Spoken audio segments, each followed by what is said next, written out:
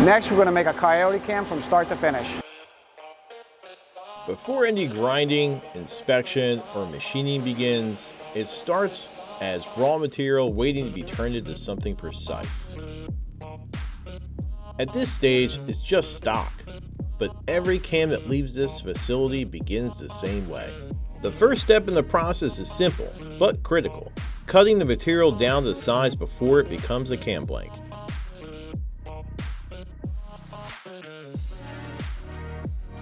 From here, the material is cut into individual blanks that will eventually move through multiple machining and inspection steps before becoming a... Once the blanks are cut, they're staged for the next step in the process.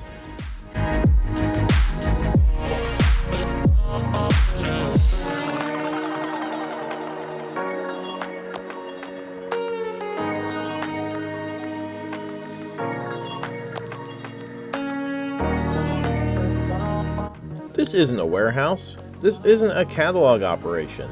This is a raw material becoming precision parts in-house. Every step matters, because at this level, small mistakes don't cost power, they cost engines.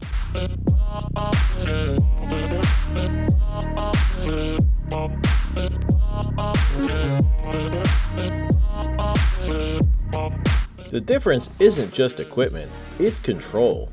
Geometry, ramp rates, tolerances, inspection. This is closer to aerospace than it is to drag racing.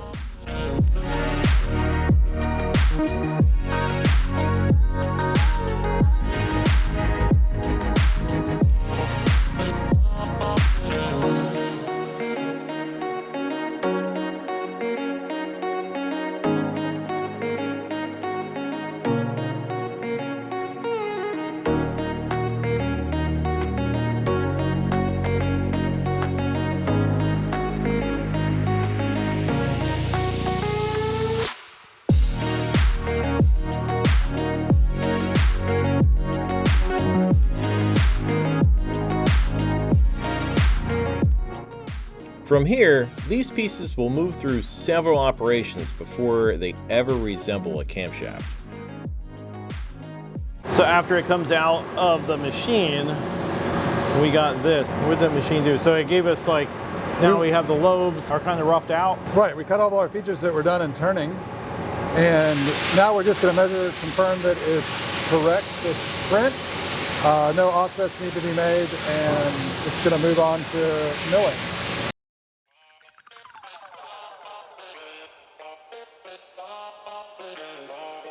This is where most people stop, because this is where the difference lives.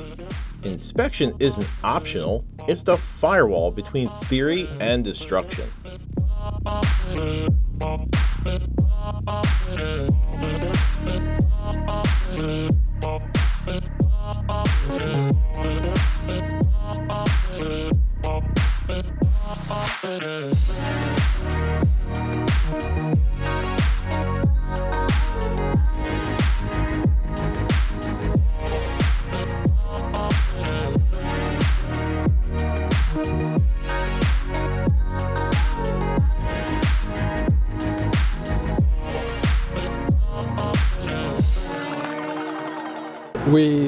We basically take our round parts that we finish on both sides and turn, and then we're going to take it from there and we're going to take it in, and we are going to define everything that's going to be done on the top side, whether it be the triggers, cuts, the lobe shape, the angles as far as every lobe set, any drilling that needs to be done on it from the top side, fuel lobe, undercuts, things along those natures. So once we come out of turning, we're going to be in that state, and then we're going to move into what would look more like a rough finish cam. So from this point on, we're going to go in to do our grinding. So we will do our journals, and then we're going to go in and we'll do our lobes in a separate machine. So there's 2 more operations after this to complete this through kind of the machining aspect of the production process. What is this? That's a flat tappet, Dave.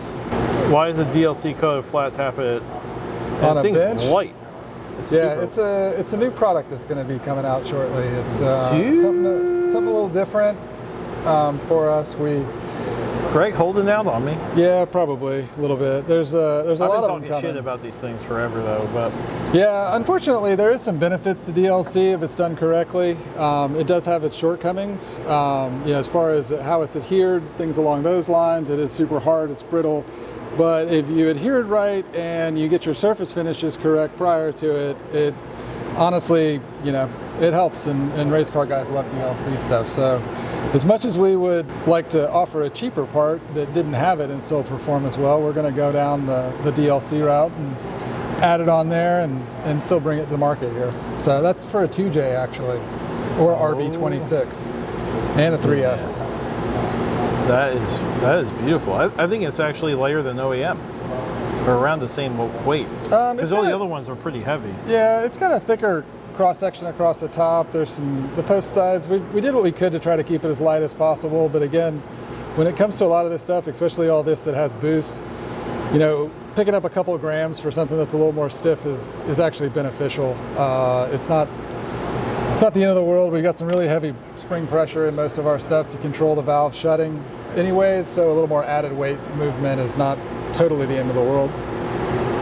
Better for reliability. Greg holding out. Yeah, well, you never know what you're going to see floating around. So let's take a closer look at these cams. So this is how it starts out. This is a Coyote cam, and you can see it's completely round. And then it goes through the process, and well, I guess so. This one didn't get the drilled holes yet. Yeah, so when it comes out, like you can see, you've already got stuff on the face that's already been drilled for these. These are for the exhaust for the Gen 3 and Gen 4 Coyote. But rather than take up a lot of time in our turning center and drill them, it has the capability of doing all this in there, but we move it to the next op so that those can process more turn blanks, because it takes a lot of time to remove that amount of steel from that bar.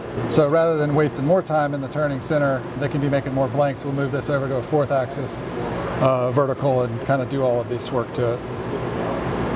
So this is the starting stages. So you can see how it goes from this round piece to this, and now we're going to see the finish. This is an exhaust cam from a Gen 3 Coyote. I recognize this as a Denso style phaser system. It has a remote oil control valve that sits somewhere else in the cylinder head. It has 2 different circuits in it. One of them does the advance operation, so it feeds oil to this one and then it advances the cam. And to retard, you feed oil pressure to this side and then it retards the cam. So conveniently on the same engine, there's a different style of phaser, and this one is a cam torque actuated system. This is supplied by Borg Warner to Ford. This one works differently, where there's going to be a hole in this groove right here. It's not there yet, it hasn't been through milling, but it feeds the oil in this way, and then it goes around the bolt.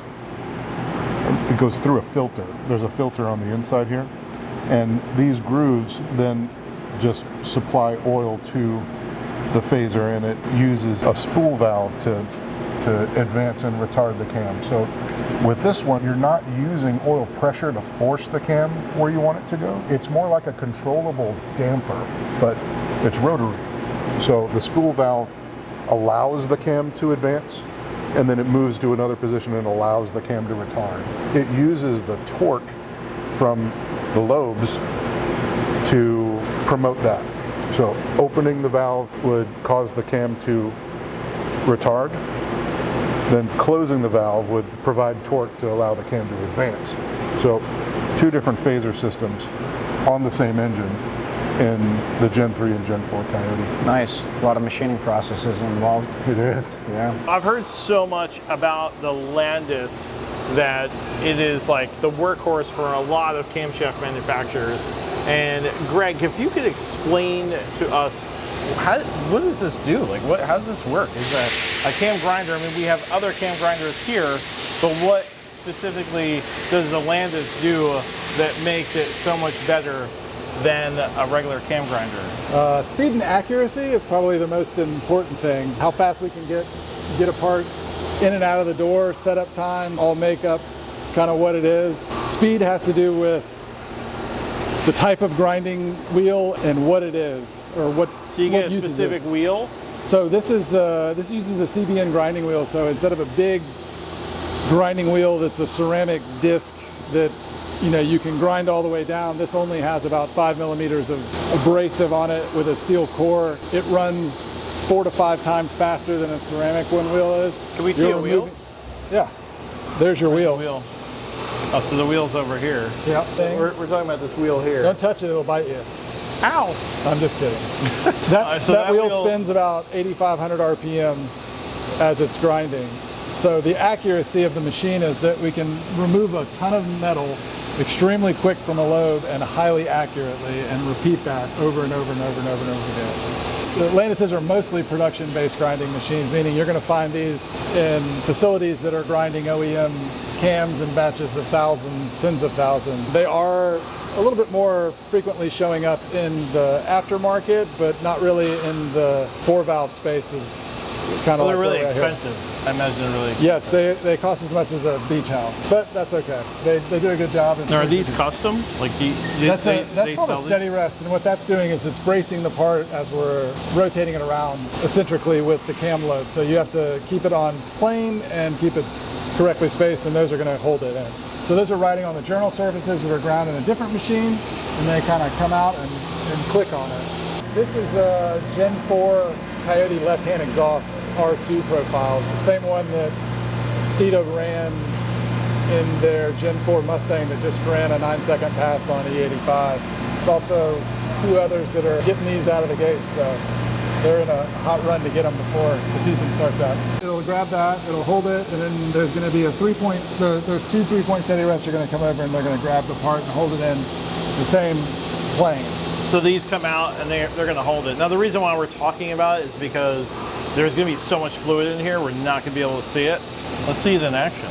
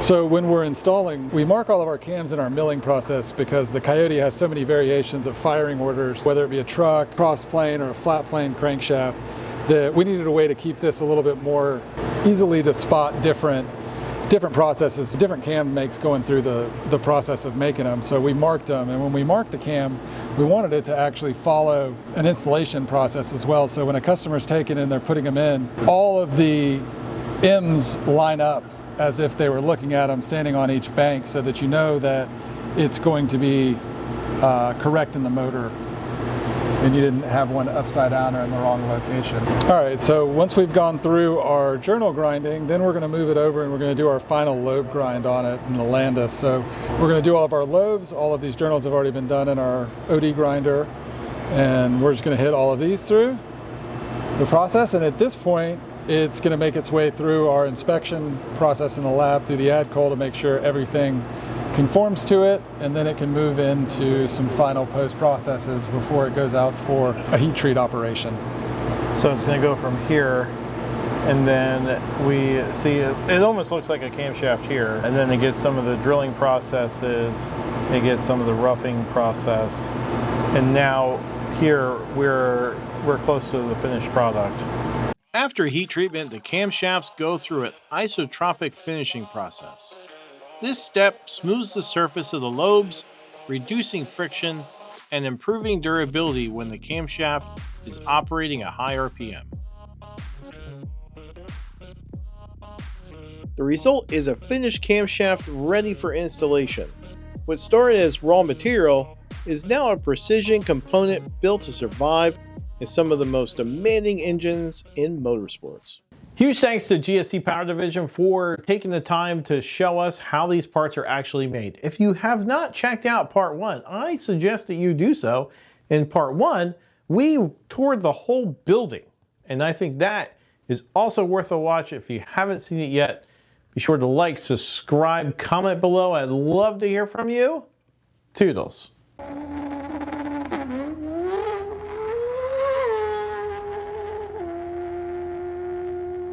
HeadGames!